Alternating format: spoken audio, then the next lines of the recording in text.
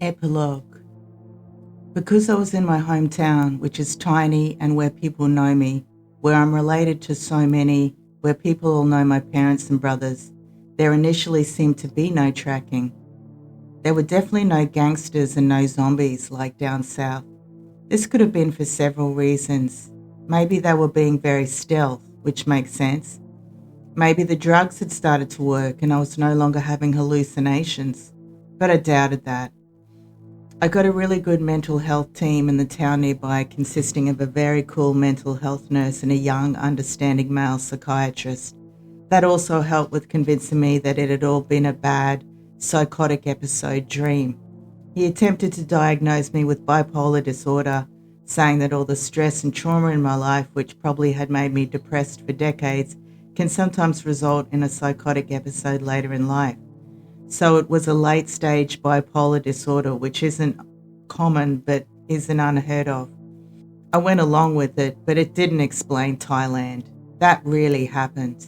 It's entirely possible I did have bipolar disorder symptoms because I had such full-blown fucking PTSD by going through something that no one believed. And because I had support, my fear about being kidnapped was still there, but it lessened over time. So many people I spoke to and admitted to my difficulties admitted to their own or a family member winding up in a mental health unit. It really was eye-opening and a relief. My folks even went away for a couple of nights and I stayed alone in the house. I went over the top with the security, but I needn't have worried. I rang Alice and filled her in on what had happened on the highway that day near Taree. She hadn't heard anything. She must have missed the news. I told her that the siege and subsequent capture of me was on Fastbook. Alice looked it up. She said that she was initially going to go in there and defend me like a lioness. I was so grateful to her for this. She came back to me relaying that the comments were mostly good. People showed sympathy for what I was going through. I was so surprised at this. I thought it would have been linked to the human Pokemon game. Or maybe the human Pokemon game didn't exist after all. I also linked back up with Rachel, my Sydney friend, which was such relief.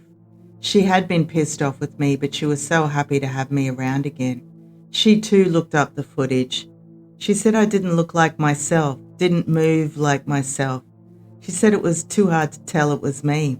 My name was not linked to this footage that the truckie took and shared.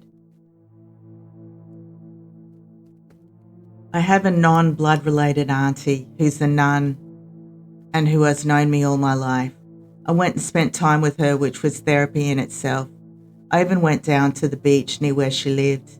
I went to busy shopping centres on my own. I lived as a normal person in that regional city for a few days, full of the love and support that my auntie gives me unconditionally. I couldn't believe that I never wanted to come back to this part of the world. Only for funerals, I'd said to friends.